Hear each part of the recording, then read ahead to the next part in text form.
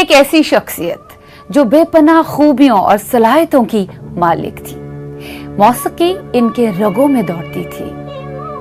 इनकी मौसीकी के जादू ने तरक्की की वो मंजिल हासिल कर ली थी कि मौसीक़ार आज़म के खिताब से जाने जाने लगे। अगर आज हयात होते तो अपनी उम्र अजीज के 100वें साल में दाखिल हुए होते। बातें और यादें, नन अदर देन मौसीक़ार आज़म नौशाद साहब। लेकिन एक चीज़ बहुत ही इम्पोर्टेंट है उनके म्यूजिक में, which needs to be understood by listening to that music. Naushad साहब का संगीत आपके ऊपर छा जाता है। नौशाद साहब जो बाहर दुनिया जानती है नौशाद साहब को, उससे बड़े अलग नौशाद साहब को हम जानते हैं। वो नौशाद साहब जो बिल्कुल एक परिवार के लिए थे, परिवार की तरह थे हमारे लिए। वो नौशाद साहब जो एक बहुत गुणी इंसान थे। देखिए, मशहूर तो बहुत से लोग हो जाते हैं दुनिया में, मशहूर के लिए ज़रूरी नहीं कि आप बहुत गुणी इंसान हो, लेकिन ये दोनों चीज़ें इकट्ठी हों तो फिर वाह भाई वाह। तो नौशाद साहब उनमें से एक थे। उनकी मौसीकी और शायरी को एक दूसरे से अलग नहीं कर सकते थे। वो शेर सोचते थे और उसके बाद धुन सोचते थे। 99% जो उनके गाने हैं वो ऐसे हैं जो पहले लिखे गए हैं, बाद में उसकी धुन। मौसीकी के शेदाइयों और सिनेमा के शायकीन को शिबा का प्यार भरा आदाब, नमस्कार, सत श्री अकाल। हम मना रहे हैं दिल ने फिर याद किया में मौसीक़ार आज़म नौशाद साहब का 100वां साल, यानी सेंटेनरी ईयर। मौसीक़ार आज़म नौशाद साहब महज 3 साल के थे। उस वक्त इनकी तबीयत इस कदर नासाज हुई कि घर के अफराद के साथ साथ डॉक्टर्स ने भी उम्मीदें छोड़ रखी थी। नौशाद साहब को मुर्दा करार दिया गया, लेकिन फिर करिश्मा कुदरत हुआ। शायद कुदरत को कुछ और ही मंजूर था। शायद ऊपर वाले ने नौशाद साहब की जिंदगी में कुछ लिखना शुरू किया था, कुछ नया चैप्टर लिखना शुरू किया था। और अचानक से नौशाद साहब की सांसें वापस आ गई। खुशहाली चारों ओर फैल गई। और कहते हैं जब किसी के साथ ऐसा होता है तो मतलब वो किसी खास काम के लिए दुनिया में भेजा जाता है। तो ऐसा ही हुआ। वैसे नौशाद साहब के बचपन में काफ़ी कुछ हुआ। संगीत की तरफ उनका रुझान, बचपन में घर वालों की ज़रा सी सख्ती कि मौसीकी की तरफ ध्यान क्यों देते हो, पढ़ाई की तरफ ध्यान दो, अगर मौसीकी सीखनी है तो घर से निकलना पड़ेगा। नौशाद साहब ने काफी जद्दोजहद देखी, लेकिन उन्होंने हार नहीं मानी। आइए सुनाते हैं आपको मौसीक़ार आज़म नौशाद साहब के बचपन की दास्तान और मौसीकी के प्रति उनका रुझान। अदीबों के शहर लखनऊ में वाक़िया कंधारी बाजार में एक मुंशी वहीद अली के घर में 25 दिसंबर 1919 को पैदा हुए मौसीक़ार आज़म नौशाद। मौसीकी की तरफ नौशाद का रुझान बचपन से ही था। हिंदुस्तानी क्लासिकी मौसीकी की शुरुआती तरबियत उस्ताद गुरबत अली, उस्ताद यूसुफ अली और उस्ताद बब्बन अली से हासिल की। कैसे? सुन लीजिए। दरअसल गुरबत अली एक साज की दुकान चलाते थे। एस भोंदो एंड सन्स के मालिक थे। वो हमेशा देखा करते थे कि एक कमसिन बच्चा उनकी दुकान के पास आया करते और वहाँ नुमाइश के लिए रखे गए मुख्तलिफ साज की तरफ नजरसानी करते, बड़े लगाव से। एक रोज दुकान के मालिक ने पास जाकर पूछ ही लिया, क्यों मियाँ, रोज रोज दीदा फाड़ फाड़ के साजों को क्या देखते रहते हो, क्या मंशा है? कमसिन नौशाद ने जवाब दिया, घंटे 2 घंटे दुकान में बैठने दें, जो खिदमत कहेंगे करूंगा। गुरबत अली ने हामी भर ली और ऐसे में नौशाद को साजों के बीच रहने का मौका मिला। बड़ा ख्याल रखते थे साजों का। ये देख गुरबत अली और उनके भाई स्टार वादक यूसुफ अली बहुत खुश हो जाते। अब तो गुरबत अली ने पूरे दुकान की जिम्मेदारी नौशाद के ही सुपुर्द की थी। ये दौर था साइलेंट फिल्मों का और लखनऊ के रॉयल सिनेमा थिएटर में साइलेंट फिल्मों की स्क्रीनिंग हुआ करती थी और बैकग्राउंड म्यूजिक फुल ऑर्केस्ट्रा के साथ स्टेज पर लाइव बजता था। नौशाद बिना कोई दिन गवाए रॉयल थिएटर में पहुंच जाते, ये देखने की साजंदर साज कैसे बजाते हैं, मौसीक़ार लाइव ऑर्केस्ट्रा किस तरह से बजाते हैं। रॉयल सिनेमा में लडन साहब बाजा बजाया करते थे। वो नौशाद साहब की तरफ बड़े शौक से देखा करते, नौशाद साहब को अपने पास बिठाते। ये सारा नजारा अपने जहन में लिए नौशाद साहब दूसरे दिन गुरबत अली की दुकान पर सुबह सवेरे पहुंच जाते। गुरबत अली के मिजाज को जानते हुए नौशाद को लगा कि आज तो खैर नहीं, पर गुरबत अली ने कहा, आपकी गुस्ताखी की सजा के तौर पर ये बाजा आज से आपका हुआ, जाइए इसे बजाइए। मुझे यकीन है कि एक दिन तुम ऊंचे दर्जे के फनकार बनोगे। नौशाद साहब की लगन को देखकर गुरबत अली, यूसुफ अली और लड़न साहब उनके शुरुआती उस्ताद बने। नौशाद साहब के वालिद वहीद अली बहुत ही कदामत पसंद थे, मौसीकी के सख्त खिलाफ थे और नौशाद साहब का मौसीकी की तरफ रुझान उन्हें बिल्कुल नापसंद था। उन्होंने घर आने के कुछ कवायद कानून रखे थे कि रात 9 बजे के बाद घर के सारे दरवाजे बंद होने चाहिए, पर नौशाद साहब की अम्मा चोरी छुपे दरवाजा खोल देती, पर खाना नहीं दे पाती क्योंकि आवाज करने पर वालिद साहब अगर जग गए तो गजब हो जाएगा। ऐसे में नौशाद साहब अक्सर भूखे पेट सो जाते। नौशाद साहब को गुरबत अली ने एक बाजा तोहफे में दिया था, उन्होंने घर में वो छुपा के रखा था। एक दिन वालिद साहब की नजर उस पर पड़ी और बस नौशाद साहब की चोरी पकड़ी गई। वालिद साहब वहीद अली ने नौशाद साहब के बाजे को उठाकर जमीन पर पटक दिया और उसके टुकड़े कर दिए और आग बबूला होकर नौशाद साहब से कहा, अगर बाण मिरासी ही बनना है, यही सब करना है तो दफा हो जाइए। नौशाद साहब ने भी जवाब में कहा, ऐसा ही होगा, और ऐसा ही हुआ। 15 साल की उम्र में नौशाद साहब ने घर छोड़ दिया और गुरबत अली और यूसुफ अली ने नौशाद साहब को सहारा देकर उनका ड्रामा ग्रुप में दाखिला कराया। यहाँ बब्बन साहब से मुलाकात हुई। बब्बन साहब क्लास की मौसीकी के उस्ताद थे, उनके जेर साया काफी कुछ सीखने को मिला, पर अभी भी कुछ अधूरापन था, कुछ तो था जिसकी कमी थी।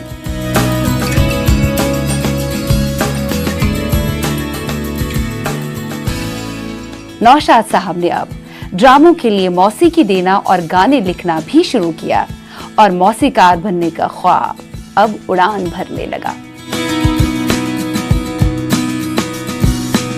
लखनऊ की न्यू स्टार थिएट्रिकल कंपनी के साथ भी जुड़ गए।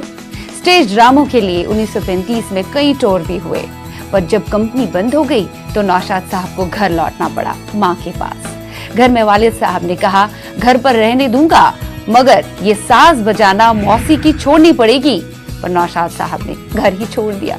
1937 में मुंबई के लिए रवाना हुए।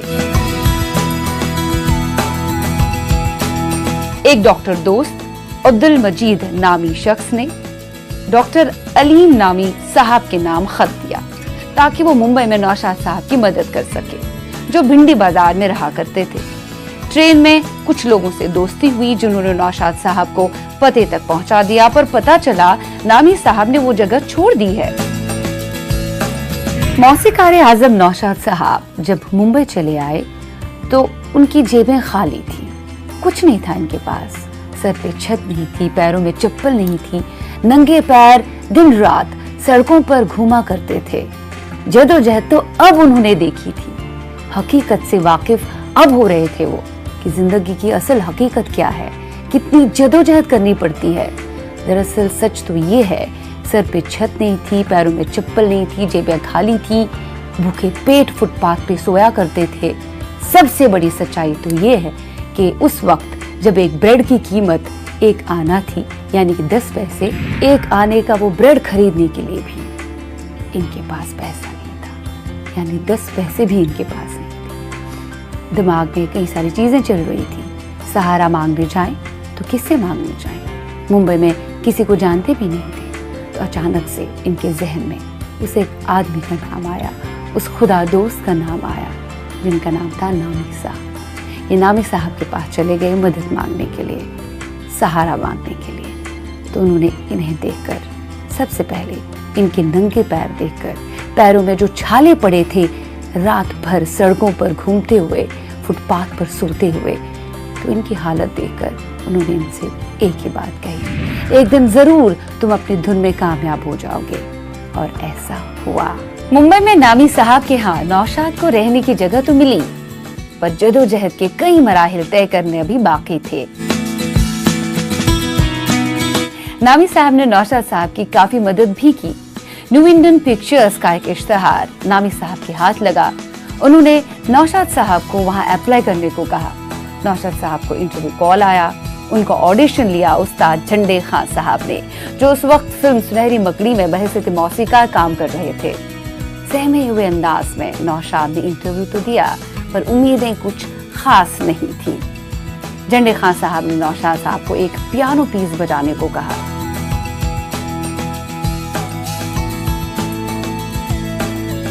कुछ दिनों बाद न्यू इंडियन पिक्चर्स के यहाँ से नौशाद साहब को एक अपॉइंटमेंट लेटर आया। माहाना 40 रुपए सैलरी मुकर्रर की गई। नौशाद साहब को आने जाने का ट्रेन का पास भी मिला। अब नौशाद साहब नामी साहब पर बोझ नहीं बनना चाहते थे। वो वहां से निकलकर अपने हमवतन अख्तर नाम के एक शख्स के पास दादर में रहने लगे, जो दादर की एक दुकान में सेल्समैन का काम करते थे और वहीं पे रहा करते थे। जगह छोटी थी, नौशाद का दम घुटता था जब शटर डाउन होता था, तो ऐसे में वो बिस्तर बाहर लगा के सोते थे। ठीक रोड के सामने ब्रॉडवे सिनेमा था और उसी थिएटर में नौशाद साहब की बाद में बेजुबावला लगी 1953 में, जिसने सिल्वर जुबली मनाई। एक दिन उस्ताद झंडे खान साहब फिल्म सुनहरी मकड़ी की तर्ज बनाते बनाते कहीं अटक गए। फिल्म के डायरेक्टर रफीक रिजवी और न्यू इंडियन पिक्चर्स के मालिक हेनरी को जो चाहिए था वो नहीं दे पा रहे थे। नौशाद साहब ने उस्ताद झंडे खान साहब से इजाजत ली और तर्ज बना दी। सब बेहद खुश हुए और ऐसे में उस्ताद झंडे खान साहब के असिस्टेंट मुकर्रर किए गए नौशाद। फिल्म थी सुनहरी मकड़ी। सुनहरी मकड़ी का काम 4 महीनों में खत्म हुआ और नौशाद साहब फिर से एक बार बेरोजगार हुए। जदोजहद के अभी और भी मराहिल बाकी थे, और भी पड़ाव बाकी थे। मौसीकार आजम नौशाद साहब को जब जब लगता कि जदोजहद का दौर खत्म हो रहा है, तभी एक और मोड़ आता जिंदगी में। जदोजहद का एक और रास्ता खुल जाता, जिसकी मंजिल कहीं नजर नहीं आ रही है। मंजिल का कोई अता पता नहीं है, नामो निशान नहीं है। और नौशाद साहब जिस बिल्डिंग की सीढ़ियों पर रातें गुजारा करते थे, उन्हें बिल्कुल मालूम नहीं था, उन्हें तस्वुर में भी नहीं ये बात आई थी कि इस बिल्डिंग के ऊपर के माले पर हिंदुस्तानी सिनेमा की एक अजीम अदाकारा लीला चिटनिस रहती है। और हद तब हो जाती थी कि लीला चिटनिस जब अपने घर आया जाया करती थी तो नौशाद साहब सीढ़ियों पर सोया करते थे, वो उनके ऊपर से गुजर जाती थी और मौसीकार आजम नौशाद साहब के पैर भी कभी कभार कुचल जाते थे। और लीला चिटनिस को भी ये बिल्कुल मालूम नहीं था कि एक दिन मौसीकार आजम नौशाद साहब उनके लिए संगीत तरतीब देंगे, मौसीकी तरतीब देंगे। कमाल है। आइए इस सफर को और आगे बढ़ाते हैं, आगे की दास्तां आप तक पहुंचाते हैं। काम की तलाश फिर एक बार खत्म हुई और नौशाद साहब को रेनबो रिकॉर्डिंग कंपनी में गैर फिल्मी नगमों में मौसीकी तरतीब देने की नौकरी मिली। यहाँ नौशाद साहब की दोस्ती प्यारे लाल यानी हिदायतकार पीएल संतोषी से हुई। बाद उसके फिल्म सिटी कंपनी का दरवाजा खटखटाया तो वहाँ AR कारदार से मुलाकात हुई, जो उस वक्त बागबां फिल्म बना रहे थे, जिसके मौसीकार HC बाली थे। हरीश चंद्र बाली से नौशाद की मुलाकात प्रेम अदीब ने करवाई। HC बाली ने नौशाद साहब को अपना असिस्टेंट बनाया इंडस्ट्रियल इंडिया कंपनी में मोहर और पति पत्नी जैसी फिल्मों के लिए। पति पत्नी बुरी तरह से नाकामयाब साबित हुई और मोहर फिल्म डिब्बाबंद हुई। फिर एक बार नौशाद साहब की नौकरी हाथ से गई। फिर एक बार नौशाद बेरोजगार हुए। इसी दौरान नौशाद साहब की पीएल संतोषी के साथ गहरी दोस्ती हुई थी। पीएल संतोषी ने नौशाद साहब को अपने घर रखा। उस दौर में संतोषी के पास खूब काम था बतौर गीतकार और उसके लिए वो कभी कभार नौशाद साहब की भी मदद लिया करते थे। वो नौशाद साहब को भी काम दिलवाने में कोई कसर नहीं छोड़ते थे। किस्मत ने यहाँ पर भी एक नया मोड़ लिया। पीएल संतोषी की शादी हो गई और नौशाद साहब वहाँ से निकलकर परेल के एक 1 रूम चॉल में रहने आए। पहली मर्तबा अब नौशाद साहब खुद के बलबूते पर एक किराए के कमरे में रहने लगे। इसी बीच सरदार चंदूलाल शाह का रंजीत स्टूडियो फिल्म मिर्जा साहिबा बनाने की फिराक में था। मनोहर कपूर फिल्म के अदाकार और मौसीकार भी थे। उन्होंने नौशाद साहब को अपने असिस्टेंट के तौर पर रखा।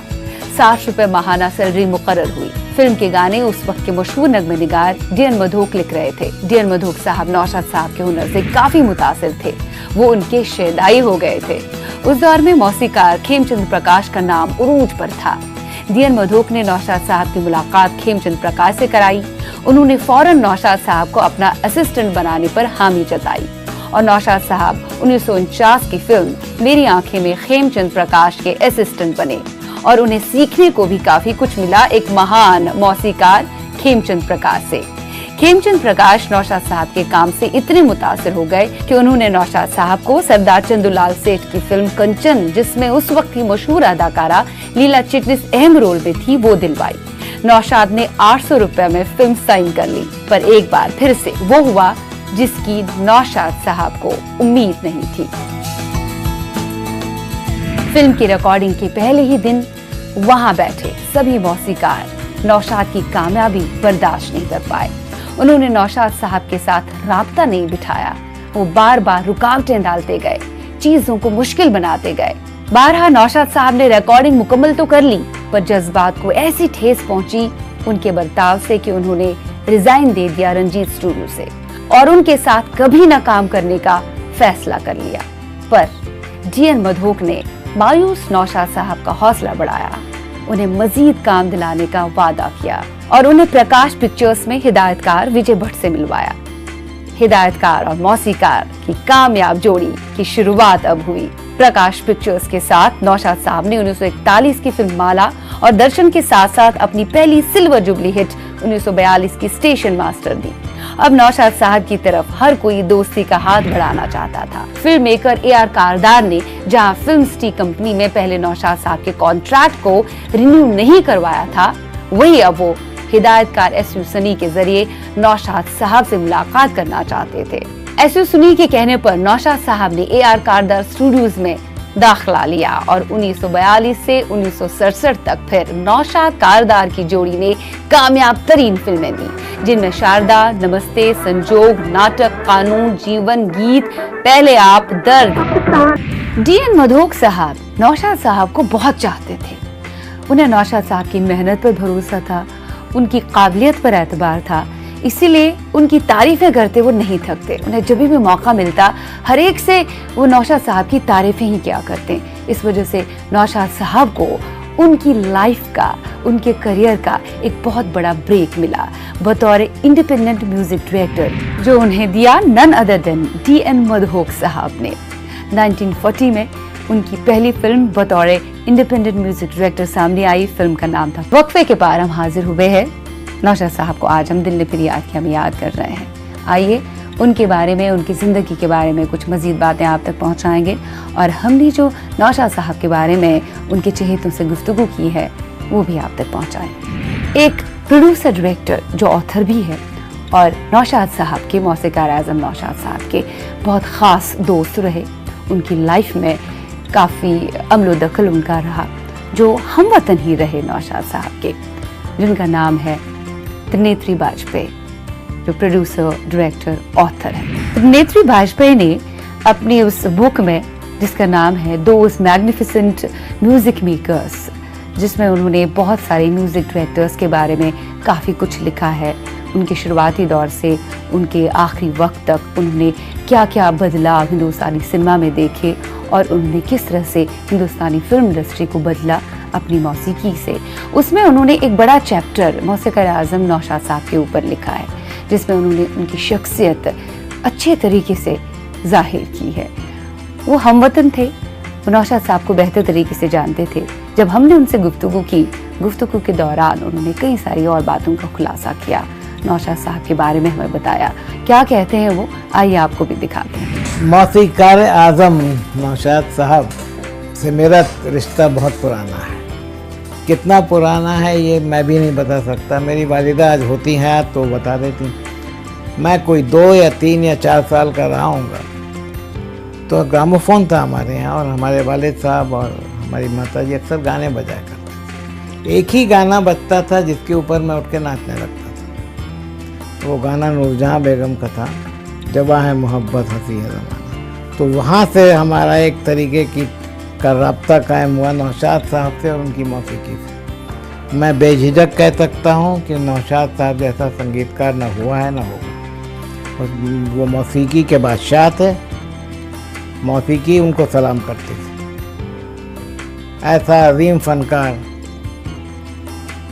बहुत से फनकार हुए, बड़े बड़े म्यूज़िक डायरेक्टर हुए, हम उनकी बहुत अकीदत करते हैं। लेकिन नौशाद साहब एक ज़माने में कहा जाता था, रेडियो पे आता था, एक फिल्म में भी आया था कि 30 करोड़ हिंदुस्तानी, उस ज़माने में आबादी 30 करोड़ थी, 30 करोड़ हिंदुस्तानी और एक अकोला नौशाद, ये होता था।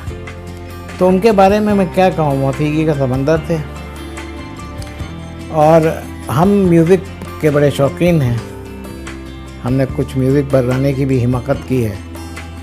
और अगर उन गानों को सुनेंगे तो उसके बीच का जो ऑर्केस्ट्रेशन है वो कहाँ से आया आपको समझ में आ जाएगा। वो इधर ही समंदर के किनारे आशियाना है, वहाँ से। तो हमने एक किताब लिखी साहब उन मौसीकारों के ऊपर, जिसमें जिक्र है उन 26 मौसीकारों का जिन्हें मौसीकार मानते हैं, और जो गोल्डन एज था हिंदी फिल्म म्यूज़िक का, आर.सी. बोराल से लेकर आर.डी. बर्मन तक 26 मौसीकारों का जिक्र है उसमें। ये किताब है, और इसमें जो सबसे बढ़िया चैप्टर है, जो कई लोगों ने मुझसे कहा, वो नौशाद साहब के ऊपर है। तो ऐसा था, देखिए कि ये तो बात हमने बताई आपको अपने बचपन की, 3-4 साल की थी। फिर मैं लखनऊ का रहने वाला हूँ, तो नौशाद साहब का हम वतन हुआ, जो मैंने एक दफ़ा उनसे कहा भी था। तो किस्सा कुछ यूँ है कि मैं वहाँ रिक्शे चला करते थे लखनऊ में, और कांधारी बाज़ार करके एक जगह थी, और रिक्शे वाले क्या थे वो साहब बोलते हुए अमीन सयानी थे उस ज़माने के। उनकी वो रिक्शा चलाते रहते थे और बोलते रहते थे, कमेंट्री चलती रहती थी कि फ़लाँ जगह फ़लाँ है फ़लाँ है। तो कांधारी बाज़ार में उनके नौशाद साहब के घर के सामने से जब निकलते थे तो कहते थे कि देखिए माता जी, ये जो है ये मैजिक नौशाद का घर है। और मैं उस समय कोई 5-6 साल का था, तो मुझे समझ में नहीं आता ये मैजिक में नौशाद कौन है, ये कोई जादूगर है क्या है। उसके आगे चलेंगे तो एक एस भोंडू करके दुकान है साहब वहाँ, जहाँ पहले नौशाद साहब ने पहला सांस खरीदा था, क्या उन्हें गिफ्ट में दिया गया था। उस दुकान में वो काम भी करते थे, लाटूश रोड है अमीनाबाद में, उस पर यहाँ पे देखिए उन्होंने अपना पहला सांस खरीदा था।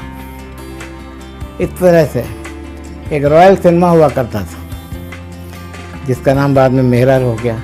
वो लखनऊ शहर का पहला सिनेमा था। इस सिनेमा में नौशाद साहब, उस समय साइलेंट फिल्म्स होती थी, तो नौशाद साहब वहाँ पे साज बजाते थे, तो बैकग्राउंड स्कोर लाइव बजाया जाता था। आप सोचिए किस तरह की ट्रेनिंग हुई होगी उस आदि मौसीकार की, कि सीन चल रहा है सामने, साथ पे बैकग्राउंड म्यूज़िक बज रहा है और लोग सिनेमा देख रहे हैं। तो वो रॉयल टॉकीज या मेरा सिनेमा, उसमें मैंने एक दफ़ा उड़न खटोला देखी थी। उस समय मैं 7-8 साल का रहा हूँ।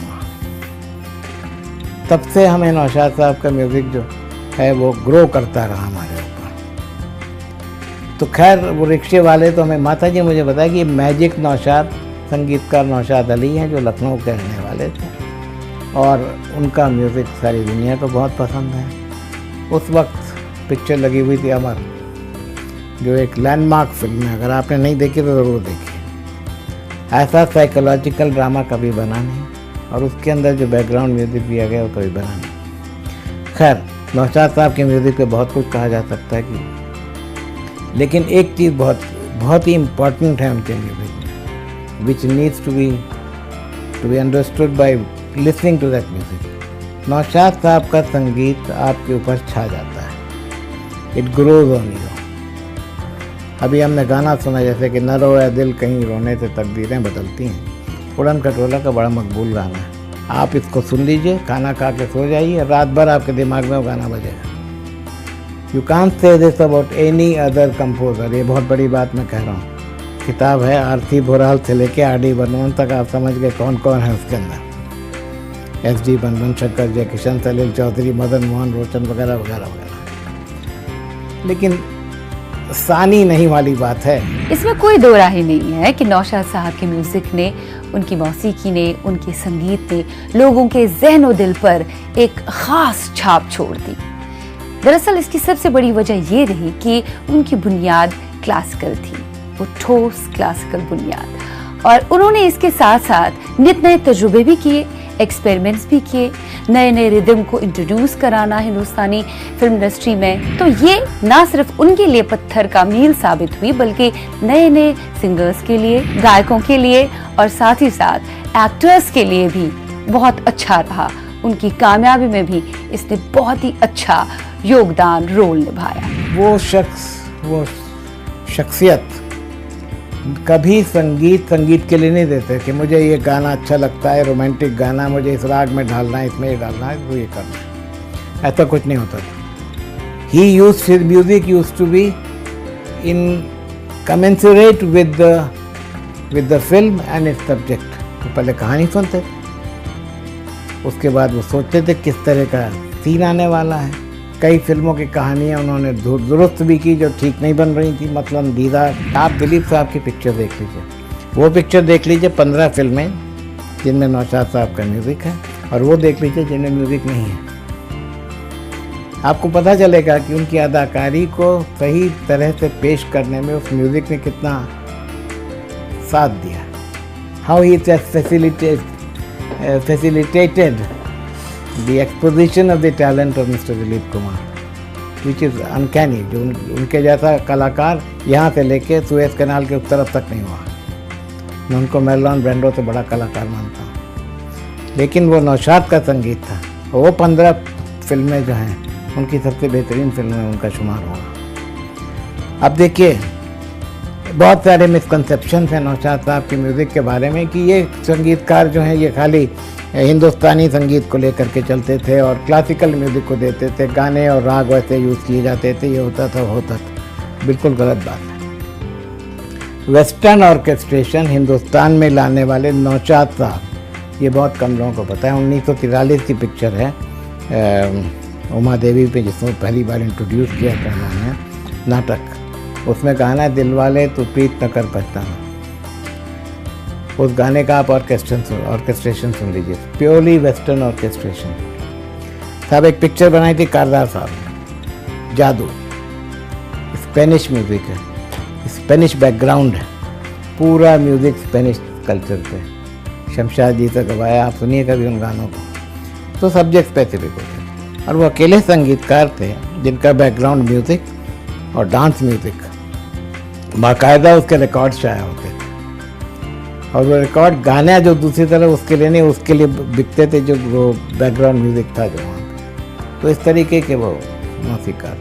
क्लासिकल म्यूज़िक उन्होंने बहुत अच्छा इस्तेमाल किया, कुछ ऐसे रागों को सिंप्लीफाई करके किया जो बहुत मुश्किल होता है। मुझे थोड़ी बहुत समझ है क्लासिकल म्यूज़िक की, इसलिए मैं समझ सकता हूँ। हमीर एक राग है, बहुत टेढ़ा राग है, और ये एस.डी. बर्मन साहब ने, बर्मन दादा ने खुद कहा था अपने जयमाला इंटरव्यू में कि एक मुश्किल राग को आसान बना के पेश करना सिर्फ नौशाद साहब जानते हैं और कोई नहीं जानता। साल 1945 में मौसीकार आजम नौशाद साहब की जिंदगी में एक खास शख्स की एंट्री हुई, और वो खास शख्सियत थी जो इनकी जिंदगी में चिराग बनकर आई और इनकी जिंदगी को रोशन कर गई। इनका साथ भरपूर दिया, हर हाल में दिया, हर सूरत में दिया। वो थी इनकी शरीक हयात। दरअसल अब इनके वालिद साहब को भी इस बात की इल्मियत हो गई थी कि नौशाद साहब जो है, मेरा जो साहिबजादा है, इन्होंने जो राह चुनी थी फिल्मों की, फिल्मी म्यूजिक की, मौसीकी की, संगीत की, वो राह गलत नहीं थी। उन्हें यकीन हो गया था इस बात का कि मेरे साहिबजादे में कोई ना कोई बात तो जरूर है। वह फख्र करने लगे थे नौशाद साहब पे। तो उन्होंने इस एतबार से नौशाद साहब के लिए एक बहुत अच्छी, सादा परस्त, सीधी सादी घरेलू लड़की ढूंढी। नौशाद साहब को बहुत पसंद आई। अब दिलचस्प बात तो ये है कि नौशाद साहब जब बारातियों के साथ दूल्हा बनकर, घोड़े पे बैठकर, सेहरा बांधकर दुल्हन को लेने के लिए गए, तो जो बैंड बाजा बारात जो था, उसमें जो गाने चल रहे थे वो इन्हीं की फिल्म के चल रहे थे, और वो फिल्म थी रतन। और जब ये अपने ससुराल पहुंचे दुल्हन को लेने के लिए, दुल्हन के घर वालों को इस बात की बिल्कुल खबर नहीं थी कि जिस शख्स को वो अपनी बेटी दे रहे हैं वो हिंदुस्तान का एक अनमोल अजीम सितारा है, नायाब सितारा है, मौसीकार आजम नौशाद साहब है। वेल, आगे हम बात करेंगे, उसे गुफ्तगू को आप तक पहुंचाएंगे जो हमने मजरूह साहब के बेटे और शकील बदायूं साहब के बेटे से की। और उस गुफ्तगू के दौरान कई और बातों का खुलासा हुआ, कई और बातें सामने आई। वो गुफ्तगू हम आगे आप तक पहुंचा। दिल ने फिर याद किया में वक्त हुआ चाहता है एक छोटे से ब्रेक का। हम मिलेंगे ब्रेक के पार। ब्रेक के पार दिल ने फिर याद किया में आप सभी का तहे दिल से इस्तकबाल है। साल 1946, एक और साल जो नौशाद साहब की जिंदगी के लिए बहुत अहम रहा। इस साल ने नौशाद साहब को काफी कुछ दिया। सबसे पहले हम बात करेंगे के.एल. सहगल साहब, पहले सुपरस्टार हिंदुस्तानी सिनेमा के। हर एक म्यूजिक डायरेक्टर का सपना रहता था कि के.एल. सहगल साहब के लिए वो म्यूजिक तरतीब दे। ऐसे में इस साल मौका मिला नौशाद साहब को के.एल. सहगल के लिए म्यूजिक तरतीब देने का। फिल्म थी ए.आर. कारदार की शाहजहां, और शाहजहां के नगमे लिखे नन्ना ददन बहुत ही बेहतरीन अजीम लिरिसिस्ट गीतकार मजरू साहब ने। और ऐसे में मजरू साहब और साथ ही साथ नौशाद साहब की जोड़ी तुम दिए मुस्तकिल, कितना नादा है दिल, और साथ में दूसरा गाना जब दिल ही टूट गया तो जीकर क्या करेंगे। ये दोनों गाने सुपर डुपर हिट हुए और के.एल. सहगल साहब को इतने पसंद आए कि उन्होंने नौशाद साहब से पर्सनली जाके ये कहा कि आप मुझे बहुत देर से क्यों मिले। खैर, मजरू साहब के बेटे अनलीब सुल्तानपुरी से जब हमने गुफ्तगू की, उस गुफ्तगू के दौरान और भी कई बातों का पता चला। आप खुद ही देखिए गुफ्तगू। व्यूअर्स, अनलीब सुल्तानपुरी। अनलीब जी, अच्छा लग रहा है आज फिर से गुफ्तगू हमारे बीच में हो रही है। बिल्कुल, आदाब शिवा। हाँ। एंड ये जो मौका है ये नौशाद साहब की जो 100th ईयर का, और इसमें अब्बा के साथ जो उनका रिलेशन रहा है, ये मुझे एक अच्छा मौका मिला इस बारे में बात करने, क्योंकि 45 में तो मेरी पैदाइश ही नहीं थी, ये मैं मानता। और जब मैं हुआ हूँ बड़ा तो उनके रिलेशन के वक्त तो मैं बहुत ही बच्चा था। लेकिन कुछ ऐसी चीज़ें मैं जानता हूँ जो दूसरे शायद ही बोल पाएंगे। वो है हमारा जो उनके साथ एक फैमिली रिलेशन था। वो एक छोटी छोटी चीज़ बताऊँगा, शायद अच्छा लगे आपको। खैर, वो तो पता ही है सबको कि अब्बा मुशायरे में आए थे 45 में, तो के.आर. कारदार साहब भी मुशायरे में थे, तो जिगर साहब उनके मेंटर थे तब। तो मुशायरे में जब देखा तो चाहते थे कि अब्बा को एज अ सॉन्ग राइटर लेना। तो कुछ लोगों ने कहा कि पहले वो एक्चुअली जिगर साहब को ही लेने आए थे। तो जिगर साहब ने अब्बा का नाम दिया उनको। और अब्बा हेजिटेंट थे शुरू में कि मैं कहाँ फिल्म लाइन में, क्योंकि जैसे मैंने पिछले इंटरव्यू में कहा था कि गाँव में film line was not seen in a good way. तो अब्बा भी हिचकिचा रहे थे कि मैं नहीं जाऊंगा। तो उस पर जिगर साहब ने कहा था उनको कि मजरू, तुम मुशायरा करोगे, शेर व शायरी करोगे, कितना कमा लोगे, बट इसमें तुम रहोगे तो अपने घर वालों को एक इज्जतदार ज़िंदगी दे सकते हो। जो अब्बा ने फिर आखिर वक्त तक यही किया कि उन्होंने अपनी शायरी को पीछे कर दिया, लेकिन अपनी फैमिली की खातिर नगमेनिगारी की उन्होंने। बिल्कुल सही। जब शाहजहां का जिक्र हुआ अब्बा को, तो जब नौशाद साहब के पास ले गए तो नौशाद साहब तब नौशाद द किंग थे। मतलब मुझे तो पता नहीं, मैस्ट्रो मुझे इतना इल्म नहीं है, लेकिन मुझे बताया गया है और ये सब कहते थे कि उस वक्त ऐसा था कि अगर फिल्म अनाउंस होती थी और सिर्फ कहा जाता था कि music by Naushad, distribution close हो जाता था। Only by his name distribution close, that kind of a personality हुआ। अब उनके सामने अब्बा, तो अब मैं एक विजुअलाइज कर रहा हूँ कि क्या माहौल होगा कि जब अब्बा को इंट्रोड्यूस किया जा रहा है नौशाद साहब के बाद कि भाई ये है शायर हैं, शाहजहां के लिए लिखने वाले हैं। उन्होंने अब्बा को मीटर दिया कि इस पे लिखो, तो फिर अब्बा ने लिख लिया, क्योंकि अब्बा शायर थे तो तरन्नुम में कहते थे, तो उनको वो एक इजी था। लेकिन उन्होंने एक अपने खुद इंटरव्यू में खुद अपनी ज़बानी से कहा है कि मैं मौसीकी के बारे में कुछ जानता नहीं था, तो मीटर को किस तरह इस्तेमाल करना उसकी भी एक ज़बान है, मीटर की भी एक फोनेटिक्स से एक ज़बान है, तो उसको किस तरह इस्तेमाल करना वो मुझे नौशाद साहब ने समझाया। उन्होंने कई मरतबा ये भी कहा कि नौशाद साहब बैकग्राउंड म्यूजिक के किंग थे। साइलेंट फिल्मों से वो देते आए थे बैकग्राउंड म्यूजिक, उनको इल्म था उस बात का, उन्हीं की वजह से राइज हुआ बैकग्राउंड म्यूजिक हिंदुस्तानी सिनेमा में, ये क्रेडिट उन्हें ही जाता है। तो मजरू साहब ने भी कई मरतबा इस बात का जिक्र किया है कि जो एज ए लिरिसिस्ट, नगमे निगारी में, गीतकारी में बैकग्राउंड म्यूजिक का या बैकग्राउंड म्यूजिक जहन में रखना कितना ज़रूरी होता है, ये मैंने सिर्फ और सिर्फ नौशाद साहब से सीखा। उन्होंने एक बात बताई फिर जो हम बता रहे थे कि फोनेटिक्स को किस तरह इस्तेमाल करें। मीटर में जो साउंड, जो आप एक ट्यून देते हैं, डा डा डा डू डू डू, वो उस पर जो आप जो डा किया है, तो डा पे कौन सा खुला हुआ लफ्ज़ लाऊं मैं, वो सिखाया उन्होंने। और उसी पे अब्बा शायद खुद अपनी ज़बान से भी बोला, और हम भी मानते हैं, लोग भी मानते हैं कि अब्बा शायद पहले राइटर बने जो ट्यून पे लिखना एक आम रवायत शुरू हुई उनकी, रिवाज शुरू हो गई। उनकी सारी रिवाज शुरू तो हम ये कह सकते हैं मजरूह साहब ने जब शुरुआत की हिंदुस्तानी सिनेमा में मुशायरों के बाद, तो उनका पहला ब्रेक नौशाद साहब की फिल्म शाहजहां को जी, लेकर हुआ, शाहजहां, और उन्होंने उसके बाद जो उनका रिदम चला, जी बेशक, तो वो जो खालिस बात है, वो बुनियादी चीज जो नौशाद साहब की वजह से आ गई। हाँ, वो फिर उसी पे उन्होंने अपने मास्टरी की, उसी पे मास्टरी चाहे की। ओपी नेर साहब के साथ जो गाने थे वो सारे धुन पे हैं, जी, बर्मन साहब के साथ जितने भी गाने, ये नहीं कि उन्होंने पहले लफ्ज लिखे हैं फिर धुन बने, जी। अक्सर धुन बने उसके ऊपर गाने फिट हुए हैं। जी बिल्कुल। तो खैर वो तो अब्बा की बात रही, लेकिन नौशाद साहब का ये इतनी बड़ी देन जो अब्बा को मिली कि ये चीज़ अब्बा को कहाँ से कहाँ ले गई। ये तो हमने फिल्मी बात की उनकी, अब उनकी निजी जिंदगी पे बात मैं करते उसी हैं, पे आ कितने रहा था। अजीज मैं दोनों दोस्त। उसी जब पे आ रहा था क्योंकि फिल्म मैंने कहा कि बहुत छोटा था जब, एक तो पहले था ही नहीं, और जब हुआ भी बहुत छोटा था, तो मैं जो उनके साथ जो देखा अब्बा अम्मा, मैंने अब्बा नौशाद साहब को as a friend, as a family हम लोग देखे। हम लोग पिकनिक्स पे जाते थे, हम लोग वेकेशन पे साथ पे जाते थे।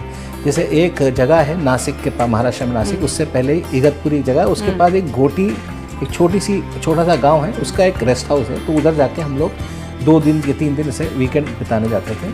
तो वहाँ हम लोग जाते थे तो नौशाद साहब, यंग 19 ईयर ओल्ड मैन, भाई चलो क्रिकेट खेलेंगे, तो हम लोग सब लोग क्रिकेट खेलते थे। हम मुझे अच्छी तरह याद है, मैं अपनी वाई नहीं कर रहा हूँ, मुझे अच्छी तरह याद है कि मैंने उनको 2 बॉल में 2 बार आउट किया। वो खड़े थे, मैंने बॉलिंग। मजरूह साहब ने कभी किया उन्हें आउट? अब अब्बा नहीं खेलते थे, अब्बा नहीं खेलते थे, वो देखते थे, मजा आता था। He was a very enterprising person.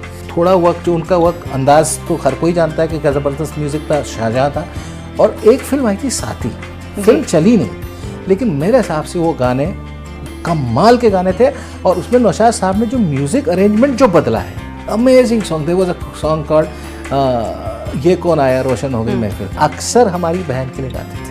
वो स्कूल से आती थी तो बोलते थे ये कौन आया रोशन हो गई, सबा नाम है उनका, जो नौशाद साहब की बहू है। जी, ये जादू था उनका, जी जादू था, और जो बरकरार रहा। और नौशाद साहब और मजरूह साहब की जोड़ी शुरुआत से ही बहुत अच्छी रही, अटूट रही, और आखिरी दिन तक एक दूसरे के साथ रहे। बेशक बहुत अच्छा लगा, आपने कई सारी बातें ताज़ा कर दी।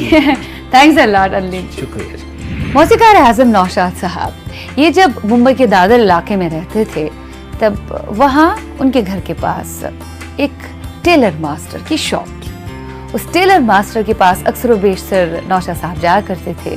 ट्यूनिंग जम गई थी, मिजाज दोनों का कुछ एक जैसा था, और उस टेलर मास्टर के सपने ख्वाब बड़े ऊंचे थे। वो बहुत बड़ा शाहकार बनाना चाहता था। नौशाद साहब हंसा करते कभी, और कभी मरहम का काम करते थे, हमदर्द बनकर उनके इस ख्वाब को कहते थे नहीं पूरा होगा, पूरा होगा। तो एक मर्तबा कई साल गुजरने के बाद वो टेलर मास्टर जो है वो मौसीकार आज़म नौशाद साहब के पास आए एक फिल्म को लेकर। हमने उनसे कहा कि आपसे दरख्वास्त है कि आप इस फिल्म का म्यूजिक तरतीब दें। बड़े हैरान हो गए नौशाद साहब, कहा कि हाँ एस.के. ओझा इस फिल्म को डायरेक्ट कर रहे हैं और इस फिल्म का नाम है फूल। नौशाद साहब तब इस दोस्त को ना कह गए, क्योंकि उस वक्त उनके हाथ में ये नहीं था, मजबूरी में कहना पड़ा। वो ए.आर. कारदार के साथ कॉन्ट्रैक्ट में थे और वो किसी और फिल्म को साइन नहीं कर सकते थे। लेकिन कुछ और वक्त गुजर गया, कुछ सालों बाद नौशाद साहब उनके पास गए, उनसे कहा कि ठीक है हम एक और फिल्म कर लेंगे। तो अब की बार जो फिल्म सामने आई उस फिल्म का नाम था मुग़ल आज़म। जी हाँ, वो टेलर मास्टर थे के आसिफ, जिसके सपने काफी ऊंचे थे और उन्होंने अपने सपनों को उड़ान दी थी।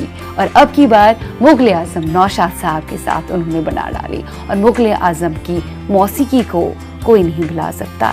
एक ऐसा शाहकार जो जिंदगी में कभी नहीं बन सकता, एक इकलौता शाहकार जिसकी नींव बहुत मजबूत थी, मौसीकी जबरदस्त, डायरेक्शन जबरदस्त, एक्टर जबरदस्त, साथ ही साथ नगमे निगारी जबरदस्त। और नगमे निगारी की none other than Shakeel Badayuni साहब ने।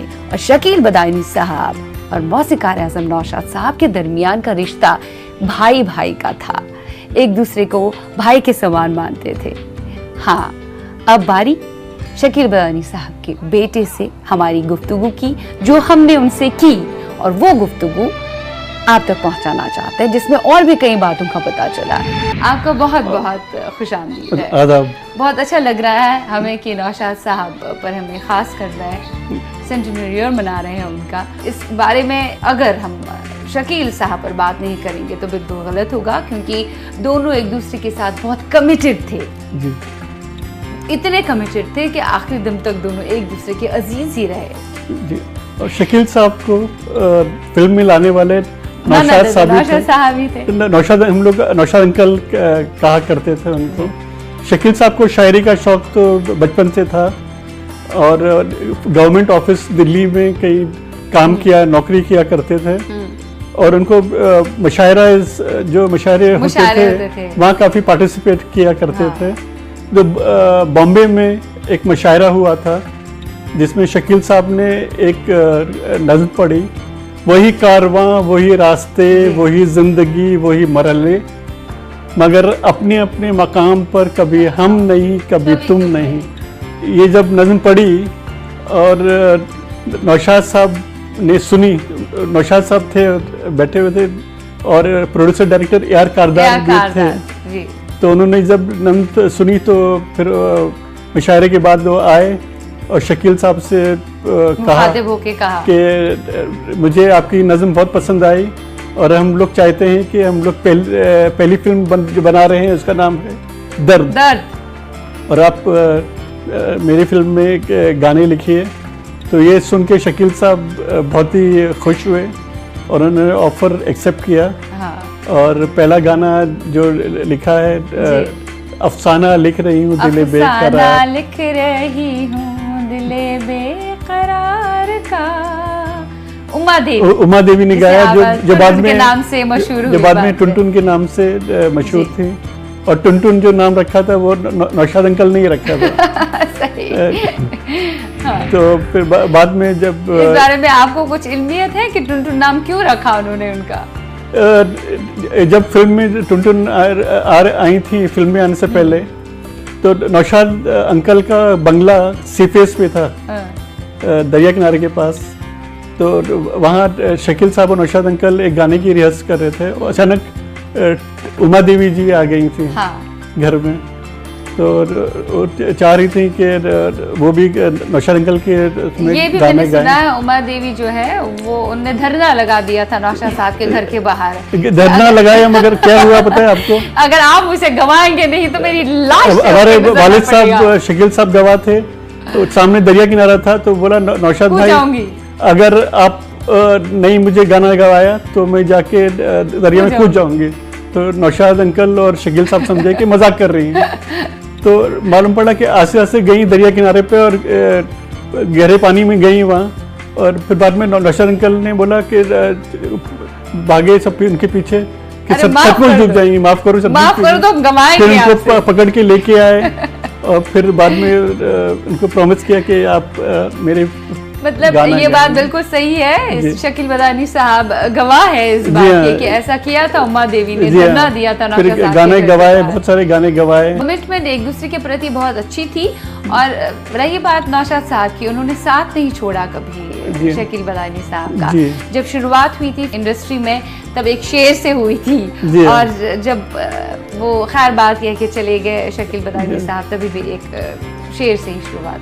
बस आज चैन से तीमारदार सो जाएं, मरीज अपना कहेगा सहर नहीं होती। तो ये शेर जब पढ़ा तो उनके आंख में आंसू टपक रहे थे। उसके शायद 2 या 3 घंटे के बाद हम लोग को खबर मिली कि ही इज नो मोर। ये कमिटमेंट दोनों का आपसी में था, आपस में था, चाहे वो निजी जिंदगी में हो या जो फिल्मी करियर। इस सिलसिले में और भी लोगों से बात करनी है। फिल्म वक्त आपका बहुत बहुत शुक्रिया। बहुत बहुत शुक्रिया। वक्त इजाज़त नहीं दे रहा है कि नौशाद साहब के ऊपर और भी बातें की जाएं, लेकिन हम आपसे वादा करते हैं अपने अगले शुमारे में यानी पार्ट 2 में नौशाद साहब के ऊपर और भी बातें होंगी और नौशाद साहब की ज़िंदगी के कई और पहलुओं पर रोशनी डलेगी। साथ ही साथ हमारी जो गुफ्तगू नौशाद साहब की ज़िंदगी में अहमियत का हामिल रहने वाले लोगों से हुई है, वो गुफ्तगू भी आप तक पहुँचाएंगे। मिलेंगे अगले शुमारे में नेक्स्ट संडे। तब तक के लिए खुदा हाफ़िज़।